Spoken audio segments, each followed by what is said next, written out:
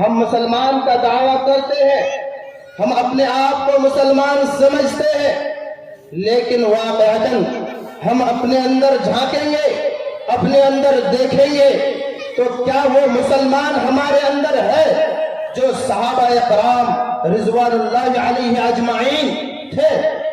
نہیں میرے محترم سامعین، صحابہ کرام ایسے تھے رضی اللہ تعالی عنہم اجمعین، ایسے تھے جب کوئی آیات نازل ہوتی، جب وحی کے ذریعے رسول صلی اللہ علیہ وسلم کے اوپر کوئی آیت نازل ہوتی تو اسے ڈر لگتا تھا کہ کہیں ہم پھنس نہ جائے۔ میرے بھائیو، وَإِن تُبْدُوا مَا فِي أَنفُسِكُمْ أَوْ تُخْفُوهُ يُحَاسِبْكُم بِهِ اللَّهُ، جب یہ آیات رسول اللہ صلی اللہ علیہ وسلم کے اوپر نازل ہوئی، صحابہ اکرام ڈر گئے، اور وہ ڈرتے ہوئے کہ ہمارے دل کے اندر جو چل رہا ہے کل قیامت کے میدان میں اس کا جواب دینا پڑے گا۔ صحابہ اکرام رضوان اللہ علیہ اجمعین کا رونگٹا کھڑا ہو جاتا ہے، رسول صلی اللہ علیہ وسلم کے خدمت میں پہنچتا ہے اور پوچھتا ہے، یا رسول اللہ صلی اللہ علیہ وسلم، ہم کو پتا ہے نماز فرض ہے، پڑھتے ہیں، زکوٰۃ فرض ہے، روزہ فرض ہے، کرتے ہیں یا رسول اللہ صلی اللہ علیہ وسلم، لیکن ہمارے نفس کے اوپر ہماری پابندی نہیں ہے، اس میں برے خیالات آ ہی جاتے ہیں۔ آپ بتائیے اگر ہم اس کے بدلے کل قیامت میں اس کا حساب دینا پڑ جائے تو پھر ہم کیسے دے سکتے ہیں؟ صحابہ کرام کا چنتا ہوا کرتا تھا۔ میرے محترم سامعین، آج کا ماحول یہ ہے کہ آپ کے سامنے علماء کرام حدیث اور قرآن کو کھول کر بیان کر رہا ہے، لیکن آپ کے اندر ذرا سی بھی شرم نہیں ہے کہ آپ اس چیز کو سنیں اور سننے کے بعد عمل کریں۔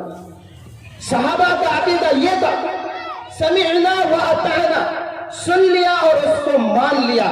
میرے بھائیوں، آج علماء کے خلاف آپ بات کرتے ہیں، ایک علماء جب ایک کام کو چنتا ہے، اچھا دین کی تبلیغ کرنے کے لیے ایک راستہ کو چنتا ہے، آپ اس کا سپورٹ نہیں کرتے۔ میرے بھائیوں، یہ مسلمان بولنا اپنے آپ کو غلط ہوگا، کیونکہ ہمارے اندر وہ ہے ہی نہیں جو ہونی چاہیے۔ میرے بھائیوں، اسی لیے ہمیں اپنے آپ کو صحابہ والا زندگی اپنانا ہوگا، ایسا زندگی جو رسول اللہ صلی اللہ علیہ وسلم کے نقش قدم پر چلنا ہوگا، وہ ہمارے لیے آئیڈیل ہے۔ لقد کان فی رسول اللہ اسوۃ حسنہ، ہمارے لیے ہمارا آخری نبی جناب محمد الرسول اللہ صلی اللہ علیہ وسلم آئیڈیل اور نمونہ ہے۔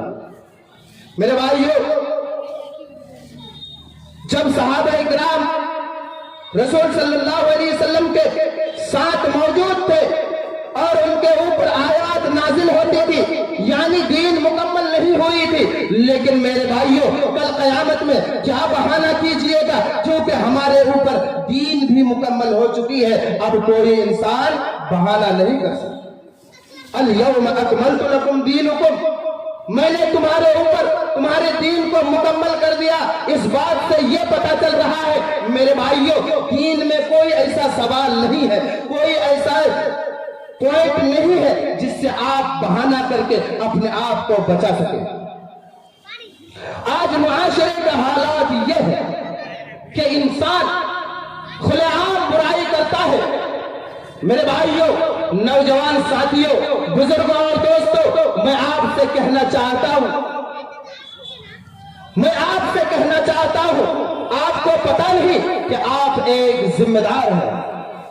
آپ کو آپ کی ذمہ داری کے بارے میں کل قیامت کے میدان میں پوچھا جائے گا۔ رسول صلی اللہ علیہ وسلم کی حدیث ہے، کلکم راع وکلکم مسئول عن رعیتہ، ہر انسان ذمہ دار ہے۔ کوئی گاؤں کا سردار ہو، اس کو بھی ذمہ داری ہے کہ گاؤں میں برائی کتنی ہوتی ہے، گاؤں میں جو پنچایت ہوتی ہے اس کی بھی ذمہ داری ان کو ہے۔ گاؤں کا منڈل ہو، گاؤں کا مکھیا ہو، گاؤں کا سرپنچ ہو، یا پھر دیش کا منتری کیوں نہ ہو، سب کو اپنی اپنی ذمہ داری کے بارے میں کل قیامت میں پوچھا جائے گا۔ اپنے گھر کے بارے میں آپ کو سوال کیا جائے گا، آپ کا بیٹا بے نمازی تھا، آپ نے اس کو کیوں نماز کے لیے دعوت نہیں دی؟ جب بچہ 7 سال کا ہوتا ہے، اس کو آپ کو بتانا ہوگا नमाज का तरीका सिखाना होगा, उसको आपको मस्जिद की ओर ले जाना होगा। और मेरे भाइयों, जब 9 साल का हो जाए, बच्चे को मारते हुए पीटते हुए आपको उसको नमाज पढ़वाना होगा, क्योंकि उसके बाद उसके ऊपर नमाज फर्ज हो जाती है।